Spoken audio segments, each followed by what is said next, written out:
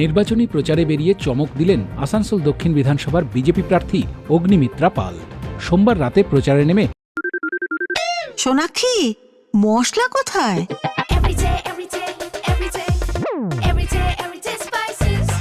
Everyday মশলা, দেশের স্বাদ।